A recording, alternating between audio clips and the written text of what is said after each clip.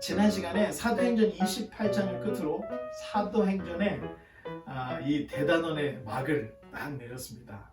결국 바울은 여러 가지 그 우여곡절 끝에 로마까지 도착을 했던 것이고, 가택, 연금, 구금 중에 아침부터 저녁까지, 우리 같이 이렇게 한 시간이 아니었죠. 아침부터 저녁까지 매일매일 하나님의 말씀을 설교했다, 강론했다. 사도 바울이 에베소 두란노에서 설교했다, 강론했다? 다 강론이에요. 하나님의 말씀을 알지 못하고서는 설교를 듣게 되면 설교의 진정한 의미를 알 수 없기 때문에 사도 바울이 어디에 가서나 제일 먼저 했던 게 강론. 모세의 율법, 선지자의 글로부터 예수 그리스도께서 약속된 이 땅에 오셨고 죽으셨고 부활하시고 승천하시고 이제 다시 오실 것이라는 것을 강론하는 데 있어서 결코 짧은 시간으로는 안 되기 때문에 에베소서에서도 그랬고, 또 이 로마에서도 아침부터 저녁까지 매일매일 사람들을 만나며 성경을 강론했던, 거침없이 복음이 전해지는 곳으로 사도행전이 맞춰진 것을 우리가 확인했습니다.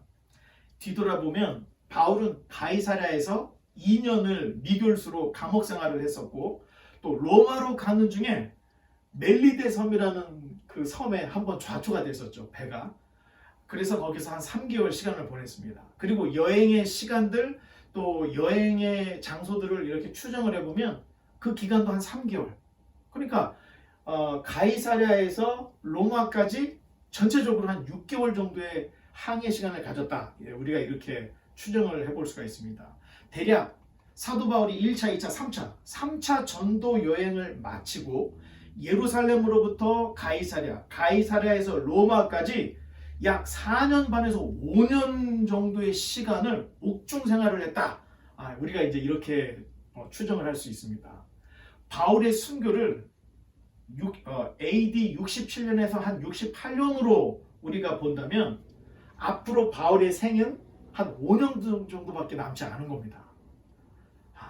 전에 얘기했죠. 우리가 사도행전 할 때 한 10년 정도 남았는데 그 10년 중에 5년은 감옥 생활, 그리고 5년은 사역을 하다가 결국에는 이제 순교당한다는 이야기였는데 벌써 5년이 지나갔습니다. 이제 남은 5년이 이제 남은 이런 우리가 이제 그런 상태를 우리가 보고 있습니다.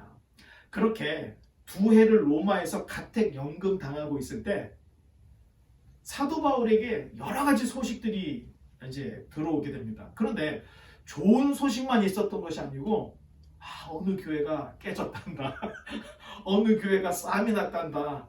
어느 교회가 시끄럽단다. 이런 소문들이 계속 사도 바울에게 들려오는 겁니다. 다행히 가택 연금 중이어서 소식을 가지고 온 사람들을 만날 수가 있었고, 또 여러 사람들을 만나서 복음을 전할 수는 있었지만, 이 가택 연금이라는 게 집 밖으로 나갈 수가 없는 것이었기 때문에 소문을 들어도 마음이 답답해도 갈 수가 없는 이런 형편이었습니다. 그래서 사도 바울이 가택연금, 옥중 생활을 하는 중에 편지를 썼다. 자, 로마에서의 가택연금 기간에 쓴 편지를 우리가 옥중서신 이렇게 이름을 붙입니다. 현재 우리가 가지고 있는 신약 성경에 에베소, 빌립보, 골로새, 빌리몬서 이렇게 4권이 옥중서신으로 우리가 분류를 합니다. 하지만 사실은 이 몇 권인지는 정확하게 알 수 없지만 이 옥중서신이 4권이 아니고 더 있을 가능성이 있습니다. 나머지 옥중서신들은 우리가 유실됐다, 없어졌다 이렇게 봅니다. 에베소서는 수신자가 매우 광범위합니다. 자, 고린도 교회에 보낼 때는 어떻게 보내죠? 고린도 성도들에게, 또 데살로니가한테 보낼 때는 데살로니가 성도들에게 딱히 정해져 있죠. 그런데 에베소서 1장 1절을 보면 에베소에 있는 성도들과 그리스도 예수 안에 있는 신실한 자들에게 편지하노라, 이런 문구의 인사를 하고 있습니다. 에베소서의 수신자가 에베소에 있는 신실한 그리스도인, 그러니까 어느 한 특정한 교회가 아니라 에베소라고 하는 그 지역에 있는 그리스도인들에게 다 보내는 이런 모습을 볼 수가 있는데, 이렇게 편지의 수신자, 편지를 받는 그 수신자가 광범위한 그런 지역일 때는 거의 대부분이 회람용 편지일 수가 있습니다. 이 교회에서 읽고 저 교회로 보내고 저 교회에서 읽고 또 복사를 해서 옆에 있는 교회에 보내고 이렇게 돌려보는 편지들을 우리가 회람용 편지라고 하는데 에베소서 같은 경우가 대표적인 회람 편지입니다. 그래서 에베소라는 지역에 있는 모든 그리스도인들에게 그냥 사도 바울이 편지를 썼습니다. 그래서 이 교회에서 보고 저 교회로 보내고 저 교회에서 또 복사도 하고 뭐 이런 일이 있었던 거죠. 실제적으로 골로새서 4장 16절에 보면 이 편지를 너희에게서 읽은 후에, 자, 너희가 먼저 받았으니까 읽고 라오디게아인 교회에서도 읽게 하고, 자, 그 편지를 라오디게아로 보내라는 거죠. 또 라오디게아로부터 오는 편지를 너희도 읽으라. 서로 주거니 받거니 하면서 회람용 편지를 바꿔가면서 다 읽으라. 자, 이런 얘기를 하고 있는 겁니다. 회람용 편지이기 때문에 교회들끼리 서로 돌려가면서 읽으라는 것인데, 바울이 소아시아 지역으로 보낸 편지 중에 라오디게아 편지가 분명히 있었을 것이라는 짐작을 할 수 있습니다. 왜? 골로새서 4장에 라오디게아 편지 라오디게아인들에게 주고 라오디게아한테 보낸 편지를 너희도 받으라고 했으니까 분명히 라오디게아 편지도 있어야 당연한 것이, 이런 추측을 할 수가 있습니다. 그리고 에베소서와 골로새서를 우리가 쌍둥이 서신이라고 또 부릅니다. 이 두 편지를 딱 놓고 같이 읽어보면 55% 절반 이상이 똑같은 내용이 겹치게 됩니다. 두 편지의 내용이 이렇게 유사하다는 것은 에베소, 골로새의 거리가 너무 멀어서 에베소에서 읽고 골로새로 보낼 수가 없는 겁니다. 너무 머니까. 또 골로새에서 읽은 사람이 에베소를 보낼 수가 없습니다. 너무 멀어서. 회람이 안 되니까 에베소 사람들에게 보내는 편지, 골로새에게 보내는 편지가 내용은 같은데 한 편지는 에베소로 보내진 거고 한 편지는 골로새로 보내지는데, 에베소에게 하고 싶은 얘기를 썼고 골로새는 골로새인들에게 하고 싶은 얘기를 써서 거의 내용이 같지만 받는 사람들의 특성을 약간만 고쳐서 두 개 편지가 이렇게 골로새 또는 에베소로 이렇게 회람용으로 두 지역으로 간 걸로 우리가 추측을 할 수 있습니다. 에베소서는 에베소 지역으로 보내는 편지이고 골로새서는 골로새 지방으로 보내는 편지이다 보니 같은 목적의 편지가 두 개가 됐다. 자, 이렇게 생각하면 왜 쌍둥이 편지가 됐는지 우리가 금방 이해할 수 있습니다. 그도 그럴 것이, 골로새서에서는 니네가 편지를 읽고 라오디게아로 보내. 라오디게아다 보낸 편지도 너희들이 받아서 읽어.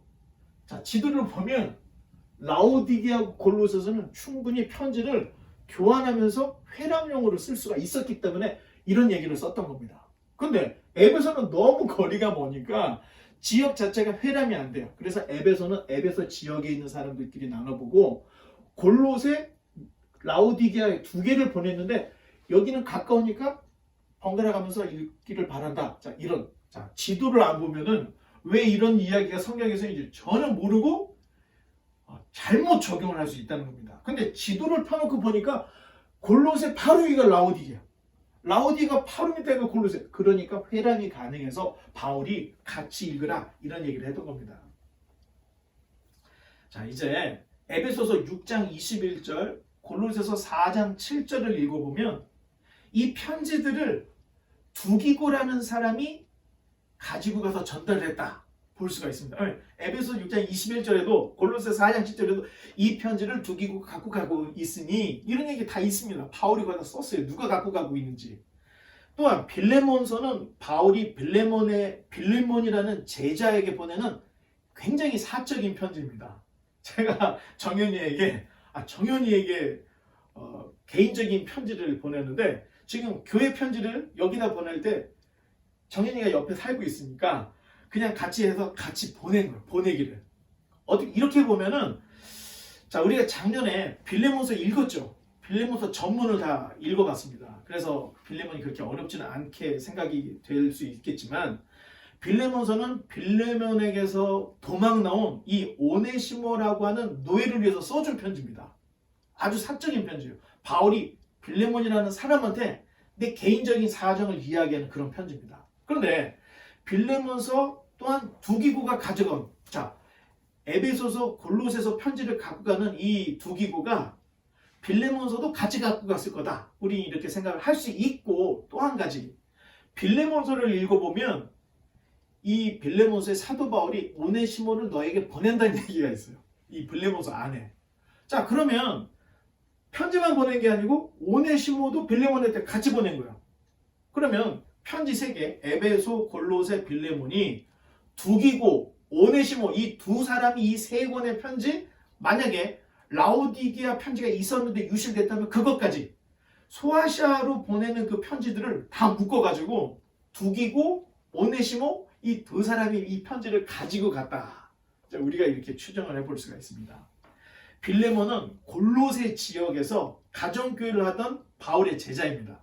그래서 빌레몬서 1장 1절로 2절을 읽어보면 그리스도 예수를 위하여 갇힌 자 된 바울과 및 형제 디모데는, 지금 바울이 갇혀 있는데 디모데가 위문하러 와 있던 거예요.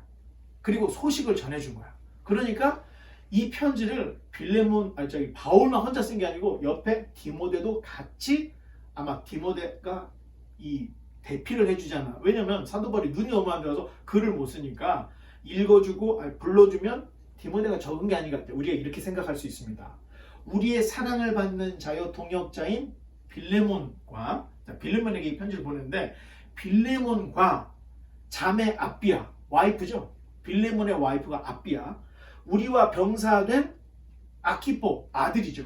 빌레몬의 와이프, 아들, 이렇게 셋.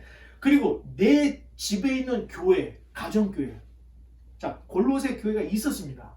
그런데 그 옆에 빌레몬이 목회를 하고 있는 가정교회가 있었다는 거예요. 근데 이 가정교회 멤버 중에 하나가 빌레몬이 담임 목사님이고 아비아가 와이프고 아키포가 아들이었다. 자, 요거를 이 서신에 이렇게 다 쓰고 있습니다. 자, 성경을 자 이렇게 잘 읽어보면 그려지는 거예요. 당시의 상황들이 다 그려지게 됩니다. 자, 그런데 한 가지 재미있는 게 뭐냐면은 골로새서 4장 17절, 골로새서는 4장밖에 안 돼요. 그리고 에베소서는 6장이 되는데 이 골로새서가 거의 끝나갈 쯤 4장 17절에 바울이 이런 얘기를 쓰고 있습니다. 아키포에게 이르기를, 아키포가 누구라 그랬죠? 빌레몬의 아들. 빌레몬의 아들. 자, 그래서 이 세 편지가 한쪽으로 갔구나. 우리가 이런 걸 알 수 있다는 거예요. 자, 아키포에게, 빌레몬의 아들인 이 아키포에게 이르기를 주 안에서 받은 직분을, 자, 주 안에서 받은 직분을 삼가 이루라고 하라. 되게, 자, 이걸 이해를 못하면은 왜 이런 말을 썼는지 이해를 못하는데, 상황을 조금 설명을 드리면, 바울이 골로새서를 쓸 당시, 골로새 편지를 쓸 당시에 골로새 교회를 목회하고 있었던 담임 목사가 에바브라가 담임 목사였습니다. 그런데 에바브라가 이 디모데처럼 자리를 비우고 바울이 있는 곳에 왔던 겁니다. 그래서 지금 골로새 교회는 지금 목회자가 지금 공석인 거예요. 왜? 에바브라가 개척을 해서 세웠는데 그 에바브라가 지금 로마의 그 가택 연금 중에 있던 바울에게 찾아왔기 때문에 지금 공석이죠. 자, 왜 에바브라가 바울에게 찾아갔는지, 그 이유는 골로새서를 읽어보니까 내용이 나오는 거예요. 골로새서 교회가 고린도 교회처럼 문제가 막 심각한 문제가 터지기 시작했던 겁니다. 여러 가지 철학 사상이 교회로 유입이 되어서 미혹하는 세력들이 교회 안에서 일어나기 시작했고, 월삭과 안식일을 지켜야 한다는 율법주의자들이 일어나고, 천사를 숭배하는 천사 숭배자, 그래서 골로새서에 천사 숭배에 대한 이야기를 쓰고 있어요. 그리고 금욕주의자, 야 결혼도 안 돼, 어디서 많이 들어본 것 같죠?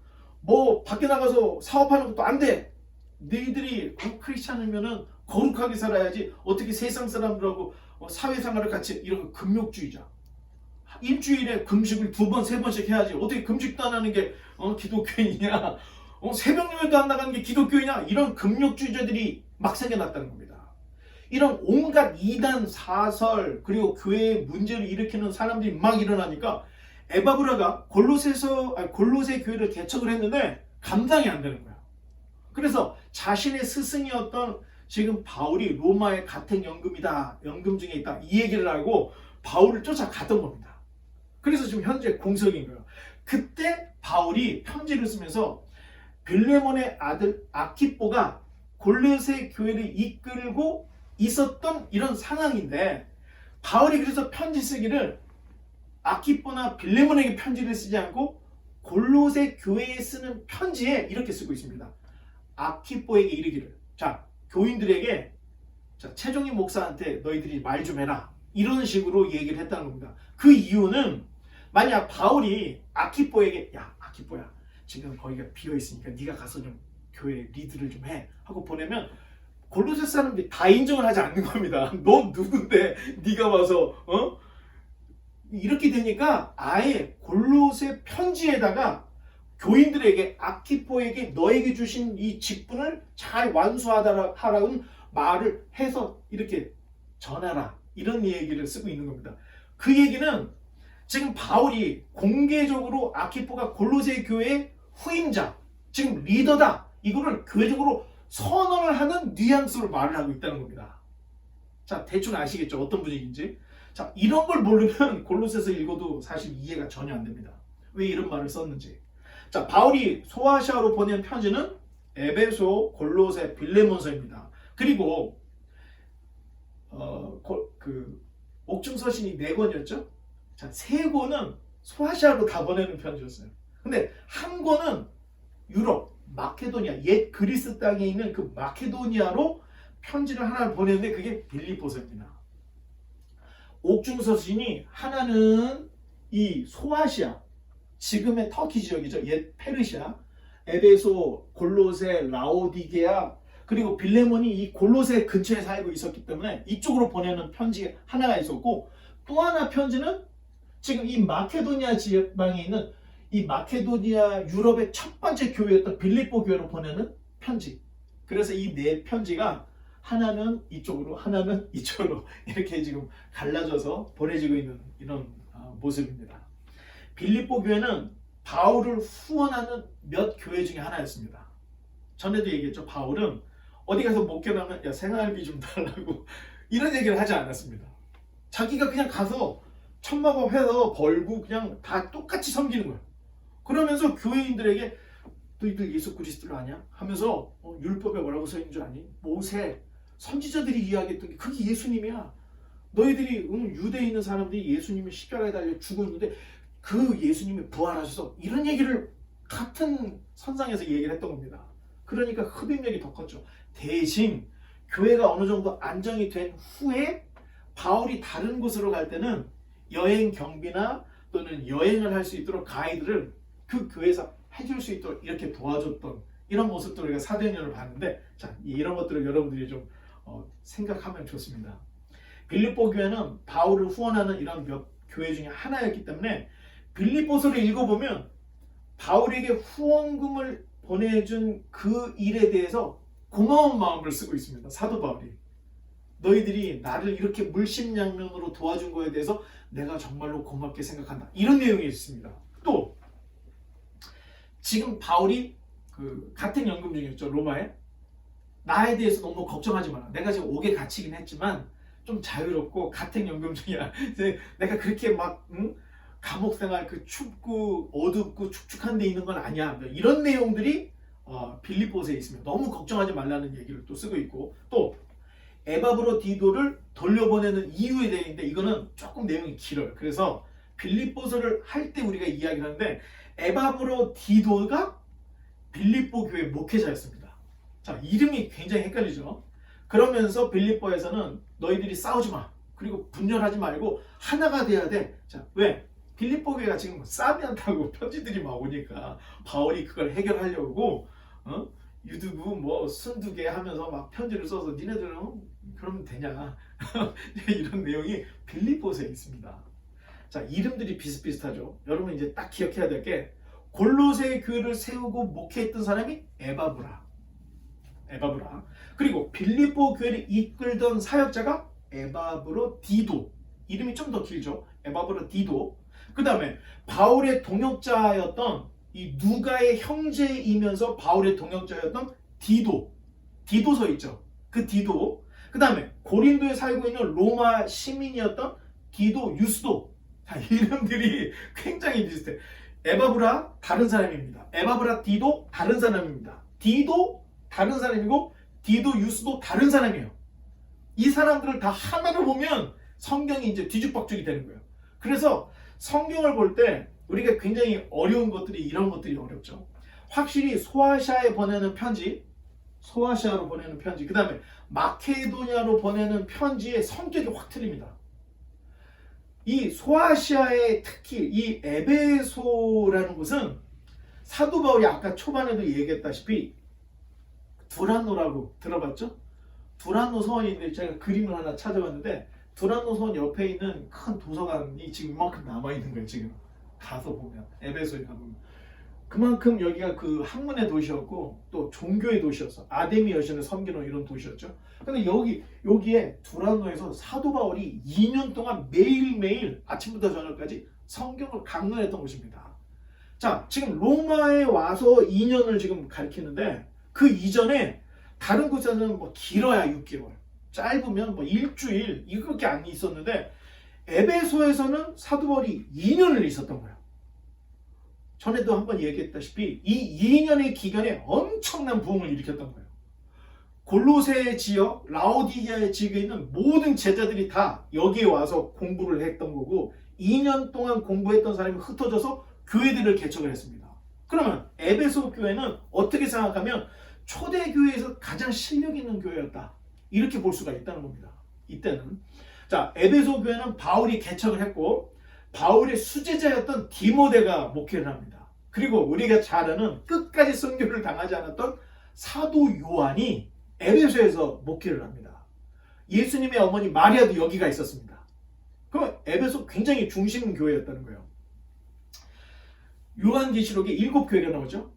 7교회는 아시아를 대표하는 7교회인데 그 7교회 중에 에베소가 으뜸이었습니다. 에베소 교회가 하여튼 제일 큰 교회였죠. 시리아 안디옥, 우리가 이제 바울이 1차 전도여행을 바울과 바나바를 따로 세워서 자 안수 기도해서 이제 처음 보냈던 그 교회가 시리아에 있는 안디옥 교회였는데 안디옥 교회의 리더십이 서쪽으로 가가지고 에베소로 건너간 겁니다. 리더십이.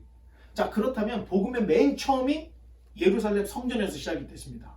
그리고 그것이 사마리아를 지나 온 유대 땅을 지나서 북쪽에 있는 다마스커스를 더 넘는 시리아 안디옥에 정착을 했고 그 교회의 리더십이 서쪽으로 가서 에베소, 그리고 에베소에서 결국은 로마로 건너가게 됩니다.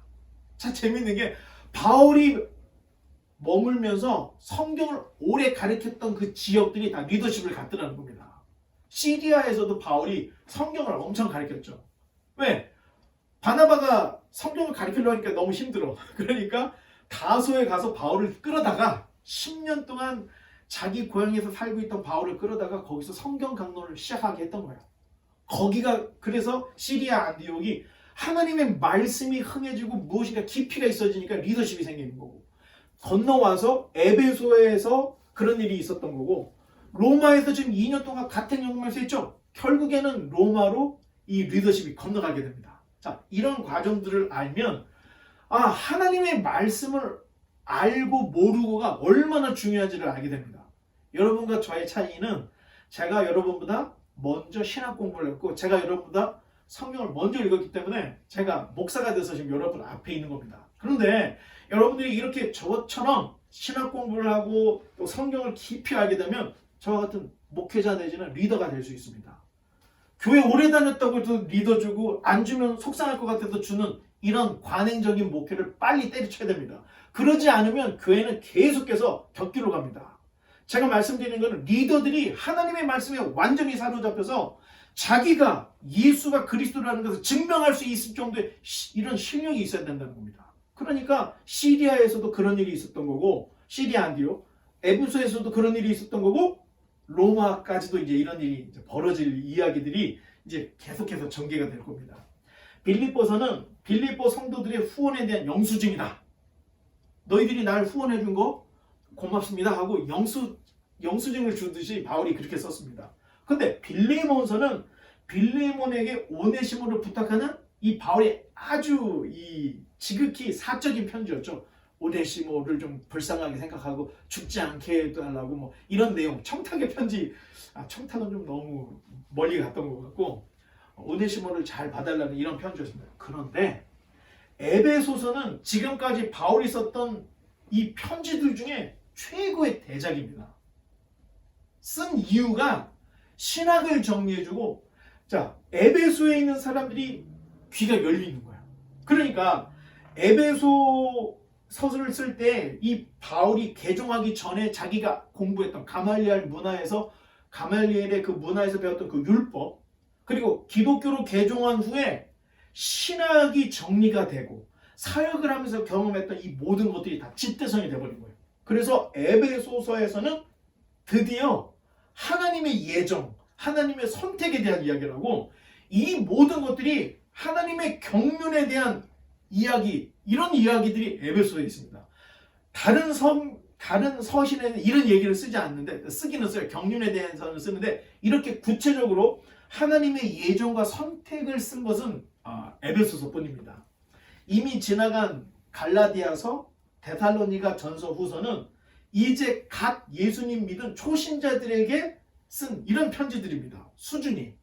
고린도 전서, 후서는 고린도 교회 문제 해결하려고 교정 편지를 쓴 겁니다. 문제 해결을 하기 위해서 쓴 편지입니다. 로마서는 로마의 성도들을 위한 신앙 입문서다. 로마에 있는 성도들에게. 진짜 수준 높은 이야기가 이 로마의 가택연금 2년 중에, 생각해보세요. 항상 바울이 매 맞고 쫓겨다니고 어디 뭐 일주일 있다가 또 다른 데로 옮기고 뭐 계속 활동을 했기 때문에 사실 어디 앉아갖고 책상 앉아서 성경 보면서 공부할 시간이 분명히 없었을 겁니다. 한 번도. 그리고 얘기했죠. 사역을 할 때 바울은 자기 생활비에 자기가 벌었습니다. 얼마나 바빴겠어요. 그러니까 공부할 시간이 없던 거예요, 바울도. 그런데 자, 가이사랴에서 2년 동안 가택연금으로 미룰 수 있을 때 거기서 뭐 하겠어요? 성경 연구하는 거예요. 그리고 로마로 건너와서 또 2년 동안 공부할 수 있는 시간이 생긴 거예요. 또 거기서 공부하는 거예요. 자, 그런 공부 4년, 5년 정도 다시 자기가 배웠던 이런 신학을 다시 재정리하면서 썼던 게 에베소서였기 때문에, 에베소서가 왜 바울의 대작인지를 우리가 이제 다음 시간부터 읽어보면 정말로 에베소서가 정말로 그 심도가 높은 책이구나, 이런 것들을 알 수 있습니다. 이제 말씀의 결론을 맺으려고 합니다. 성경이 어렵다고 할 때는 일단 이름들 너무 낯설죠. 너무 낯설죠. 그리고 지역명, 모르는 지역들이 막 나와. 그리고 숨겨져 있는 비하인드 스토리를 모르기 때문에 사실 성경이 좀 어렵게 느껴지는 겁니다. 여러분, 반지의 제왕 해리포터 생각해보세요. 반지의 제왕 해리포터에 보면 이름이 우리가 쓰지 않는 이름들이 막 한 7자도 넘는 이름들 막 나오고, 거기에 무슨 주문들 보면은 뭐 10자가 넘고 막 이렇게 됐는데, 여러분 근데 처음에는 몰랐는데 몇 번 읽어보니까 주문도 다 외우고 다니고 막 그랬죠? 똑같아요. 성경도 한 번, 두 번 읽어갖고는 이해가 안 됩니다. 성경 읽고 한 번 읽고 이해됐다. 저는 믿을 수가 없어요. 왜?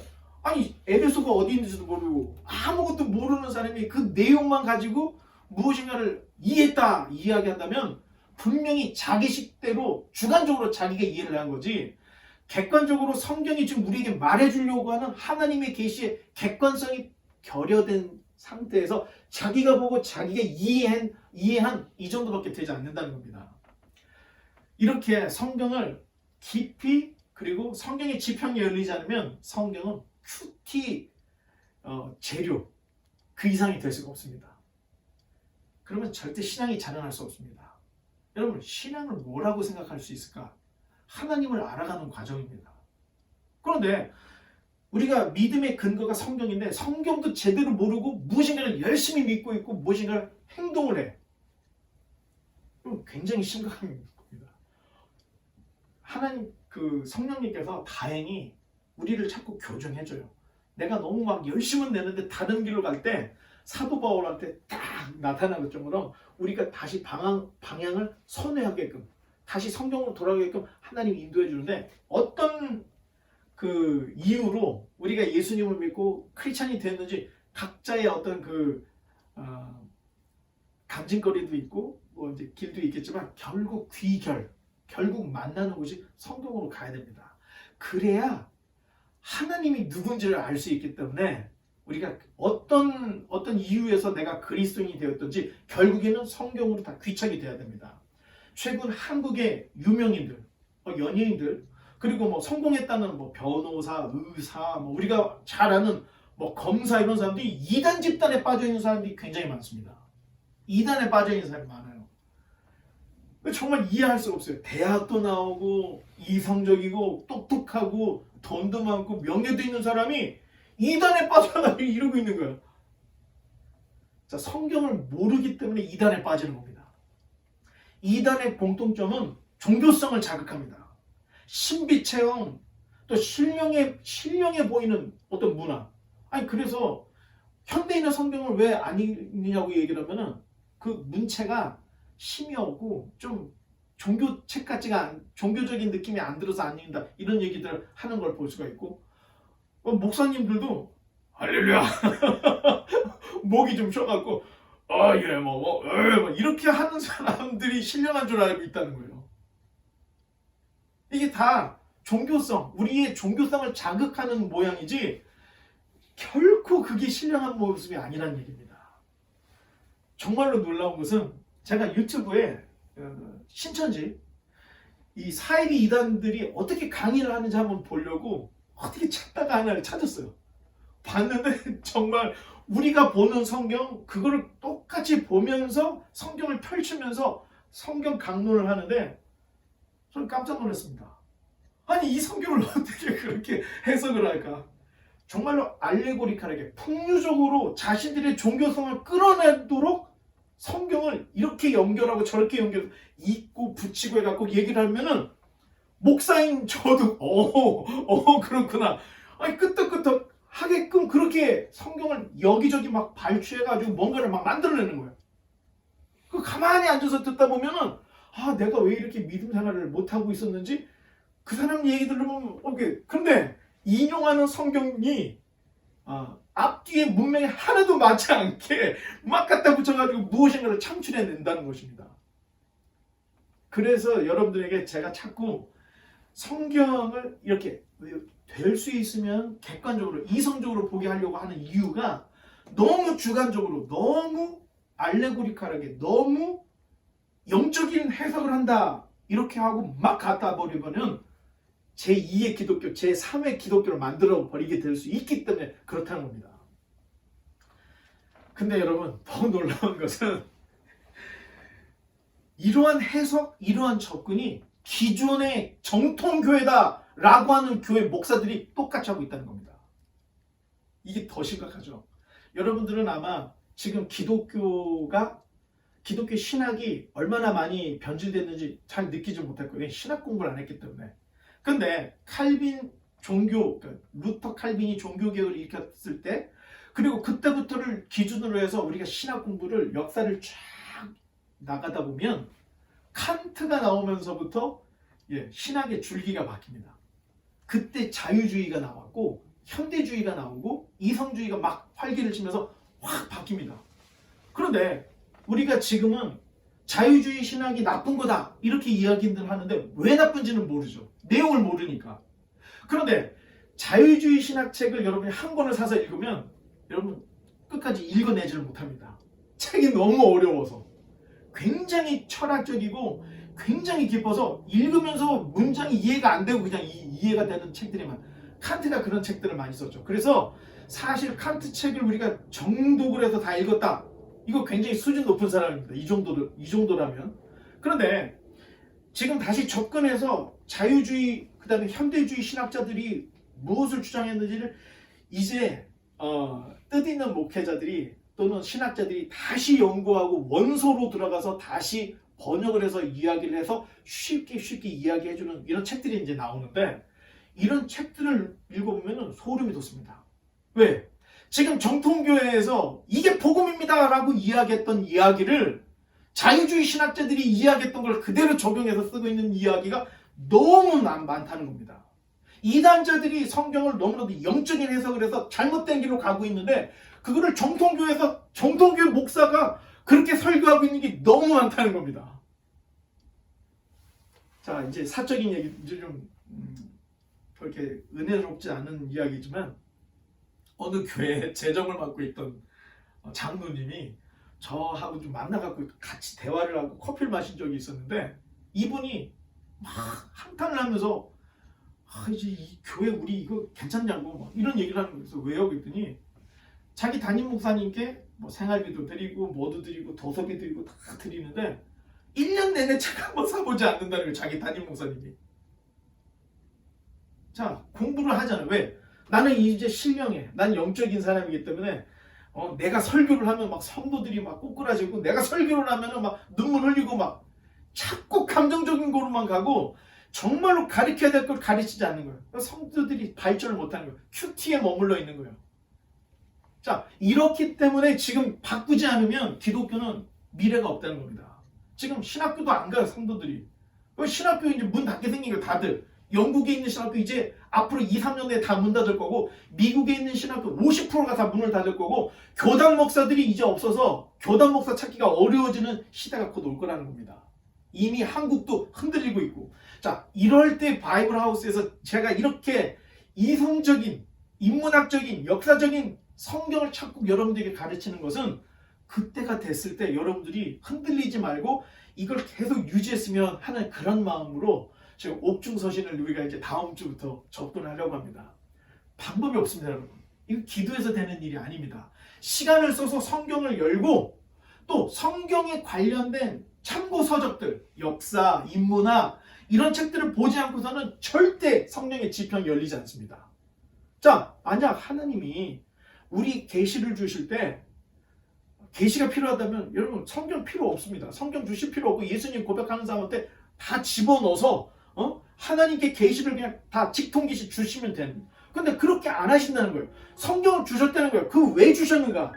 그 안에 담겨있는 비하인드 스토리를 모르면 성경을 이해를 못해요. 거기 있는 인명, 지명들을 모르면 성경을 정확하게 이해할 수가 없는 거예요. 그럼에도 불구하고 66권의 성경을 우리에게 주신 이유는 우리로 하여금 성실하게 성경을 바라보고 이 성경에 기록되어 있는 그 하나님이 어떤 분인지를, 여러분 쪽정이들은 절대 시간 내서 못 봅니다. 앞으로 우리가 다음 시간에 에베소서 1장에서 하나님의 예정 선택에 대해서 이제 공부를 할 텐데 논란이 많은 얘기예요. 그런데 켈빈, 그 다음에 사도 바울, 성경이 말하는 한 가지가 있습니다. 구원받은 백성은 말씀을 듣기 시작한다는 거예요. 그 전에는 성경이 읽어도 모르겠고 하나님의 말씀을 강론하는 걸 들으면 도대체 이해가 안 되고 너무 복잡하고 모르겠다 이렇게만 생각을 했던 사람이 정말로 예수 그리스도를 딱 믿는 순간에 하나님의 말씀을 한 자도 빼놓지 않고 다 듣게 된다는 겁니다. 구원의 기준이 여기 있다는 거예요. 하나님의 말씀을 이해하고 있느냐, 하나님의 말씀을 사모하고 있느냐, 하나님의 말씀이 인생을 이끌어가고 있느냐, 이게 되지 않으면 교회를 다니는 사람으로 끝나는 겁니다. 그런데 이것을 이해하고 하나님의 품성을 알고 하나님의 뜻을 알고 하나님이 우리에게 요구하시는 삶을 살려고 자기 채널을, 자기 인생을 거기에 맞춰서 살아가게 되면 여러분 그 사람은 100% 구원받은 사람이 확신합니다. 자, 하나님이 나를 예정했는지 안 했는지, 말씀이 내가 정말 깨달아지고 들리는지, 여러분 제일 쉬운 방법이 그겁니다.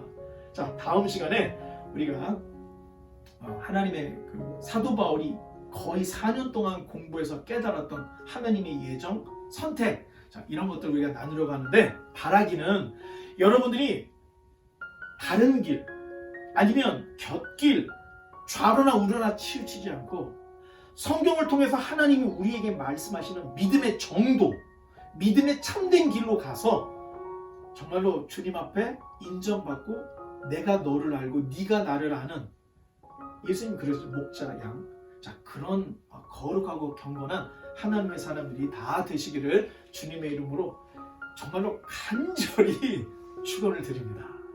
자, 기도하겠습니다.